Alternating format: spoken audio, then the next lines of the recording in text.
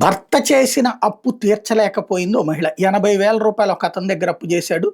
అతను తెలుగుదేశం కార్యకర్త అని సాక్షి చెప్తోంది. బట్ అతను అప్పులు ఇచ్చేటటువంటి వాడని చెప్పేసి మరొక వైపున ఈనాడు జ్యోతి రాస్తున్నాయి.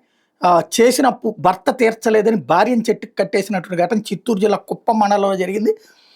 కుప్పం మండలం దాసేగానూరు పంచాయతీ నారాయణపురం గ్రామానికి చెందిన తిమ్మరాయప్ప శిరీష దంపతులు గ్రామానికి చెందిన మునికన్నప్ప దగ్గర సుమారు 3 ఏళ్ల క్రితం 80,000 అప్పు తీసుకున్నారు. తీర్చలేకపోయారు. ప్రస్తుతం భార్యాభర్తలు ఇద్దరు బిడ్డలతో కలిసి బతకడానికి ఊరు వదిలి వెళ్ళిపోయారు. అయితే తన కుమారుడి స్టడీ సర్టిఫికేట్ కోసం శిరీష్ సోమవారం ఊరొచ్చింది. విషయం తెలుసుకున్న మునికృష్ణప్ప ఆమె మీద దాడి చేశాడు. శిరీష్ని చెట్టుకు తాడుతో బంధించాడు. ఇప్పుడు డప్పులు ఎగ్గొట్టేసేసి మీరు పారిపోతారా, ఇప్పుడు నువ్వు మీ అబ్బాయి సర్టిఫికేట్ కోసం వచ్చావు, మరి ఎవరు తీరుస్తారు అంటూ చెట్టుకి బంధించినటువంటి పరిస్థితి. తాడుతో బంధించడం, అప్పు తీర్చాలని దాదాపు గంట సేపు వేధింపులకు గురి చేశాడు.